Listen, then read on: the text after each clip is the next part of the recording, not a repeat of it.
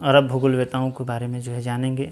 तो यूरोप में अंधे युग आया, उसके बाद जो है भूगोल में अरब भूगोलवेताओं का जो योगदान रहा उसके बारे में एक छोटा सा परिचय जानते हैं। रोमन साम्राज्य के पतन होने के पश्चात यूरोप में धार्मिक कट्टरपंथा, रूढ़ियाँ, इन सबका जो है समाज पर प्रभाव बढ़ने लगा और बाइबिल के अनुसार प्रत्येक विषय वस्तु की व्याख्या जो है की जाने लगी। इसके अलावा बातों को जो है, कई बातों को के विचारों को जो है कठोरतापूर्वक जो है दबाया जाने लगा। तत्कालिक ईसाई समाज पर ईसाई धर्म का जो है इतना अधिक प्रभाव पड़ा कि ज्ञान विज्ञान के विकास की सारी संभावनाएं समाप्त हो गई। यहाँ तक कि यूरोप समाज अपने पूर्वजों द्वारा प्रदान की गई जो ज्ञान थी उसकी ख्याति को भी संभाल नहीं पाया।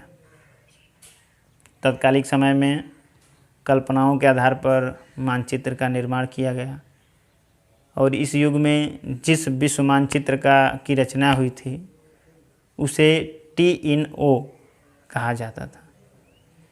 TINO कहा जाता था।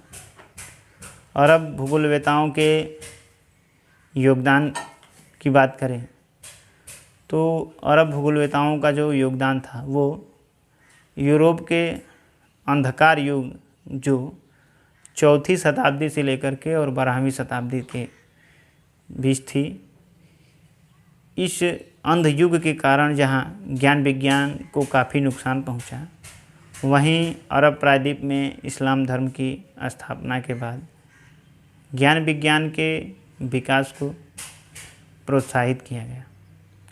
मध्यकाल में जो 18वीं से 13वीं शताब्दी तक था, इस्लामी साम्राज्य का अत्यधिक विस्तार हुआ और इस काल में अनेक कारणों ने भी भौगोलिक ज्ञान के विकास में रुचि उत्पन्न की।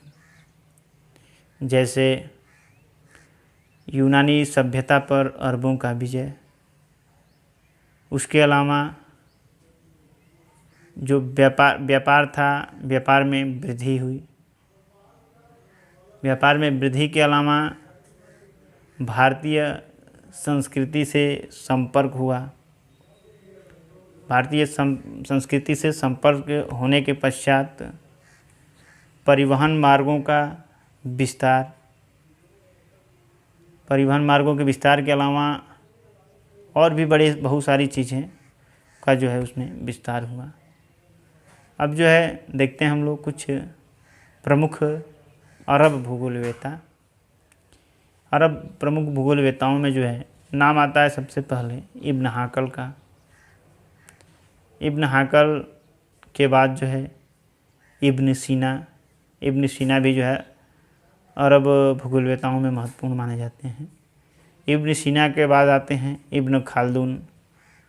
इसके अलावा अल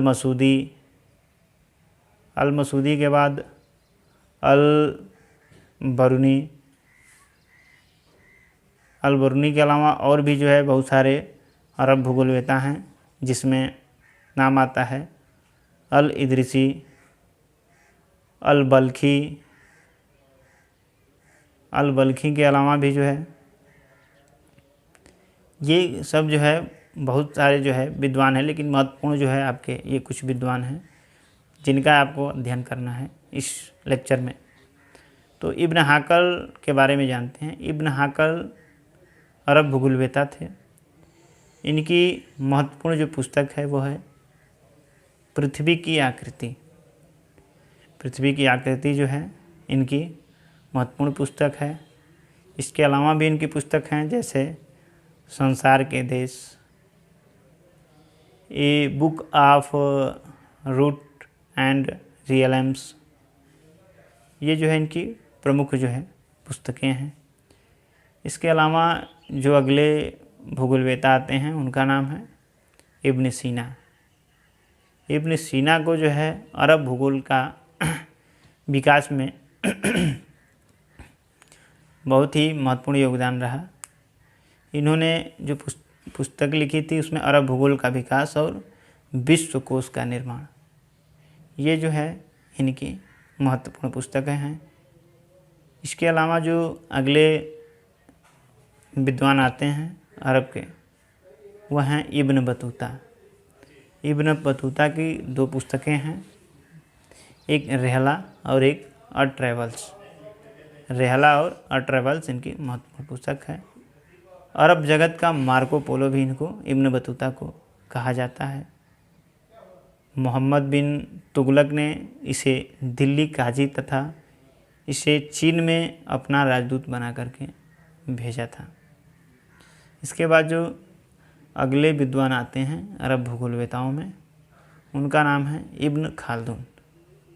इब्न खालदून की एक महत्वपूर्ण पुस्तक है मुकद्दिमा। इब्न खालदून की महत्वपूर्ण पुस्तक है जिसका नाम है मुकद्दिमा। ये प्रथम जो है पर्यावरणीय निश्चयवादी विद्वान थे। इनके अनुसार उष्ण क्षेत्र के निवासी लापरवाह सुस्त होते हैं, जबकि शीतोष्ण क्षेत्र के जो लोग होते हैं वो फुर्तीले और बुद्धि में भी श्रेष्ठ होते हैं। इसके बाद जो अगले विद्वान आते हैं अरब के, उनका नाम है अल मसूदी। अल मसूदी की कुछ महत्वपूर्ण पुस्तकें हैं, जैसे समय विवरणिका, उपदेश एवं निरीक्षण। इन्होंने सोने की चारागाह और जवाहरात की खाने, ये भी इनकी पुस्तक है, महत्वपूर्ण पुस्तक है इनकी। इन्होंने अरब सागर में चलने वाली जो हवाएं हैं, इनके लिए मौसम शब्द का प्रयोग किया था। इसके अलावा इन्होंने नदियों में अपर्दन पर जो है प्रकाश डाला था। जो नदियों के अपर्दन चक्र है, अपर्दन जो होता है, उस पर भी जो है इनके द्वारा प्रकाश डाला गया। इसके बाद ये नियतिवादी चिंतक थे। इसके बाद जो अगले अरब भूगोलवेता आते हैं, उनका नाम है अल बरूनी। अल बरूनी एक जो है महत्वपूर्ण अरब भूगोलवेता हैं, जिनकी पुस्तकें जो है बहुत ही फेमस हैं, जिससे जो है कई बार प्रश्न बनते हैं। इनकी पुस्तक है किताबुल हिंद, तारीखुल हिंद, रिसाला। किताबुल हिंद, तारीख उल हिंद और रिसाला। इसके अलावा एक और पुस्तक है अल कानून। अल कानून ये जो है इनकी बहुत ही महत्वपूर्ण पुस्तकें हैं। अल मसूदी, जिसको जो है टालमी के अल्मागिस्ट पर लिखी थी, एक पुस्तक की भी इनकी जो टालमी के जो अल्मागिस्ट पुस्तक थी, उस पर जो है एक और पुस्तक लिखे थे जिसका नाम था अल मसूदी। अल मसूदी के अलावा द वेस्टिज ऑफ पास्ट, ये भी इनकी पुस्तक है। इन्होंने अपने जो है पुस्तक रिसाला में ध्रुवों पर होने वाले 6 महीने की दिन और रात को जो है स्पष्ट किया है। इसके अलावा इन्होंने उषा काल और संध्या काल के बारे में उन्होंने प्रकाश डाला है।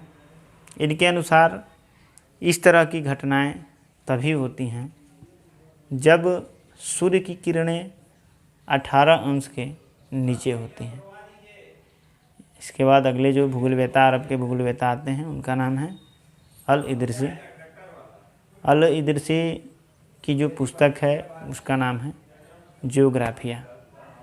अल इदरसी की जो पुस्तक है उसका नाम है जियोग्राफिया।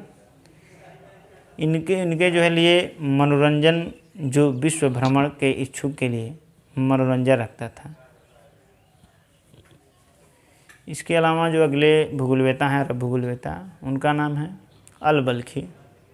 अल बल्खी की जो किताब है वह किताब उल अस्काल, ये अल बल्खी द्वारा जो है तैयार की गई विश्व की प्रमुख जलवायु मानचित्र था।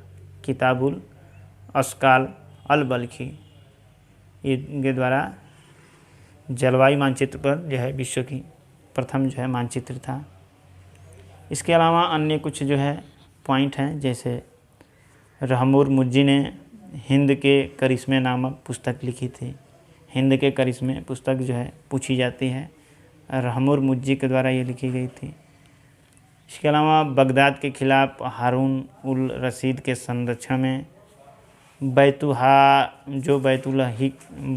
हिकमा नामक जो है शिक्षण संस्थान की स्थापना की।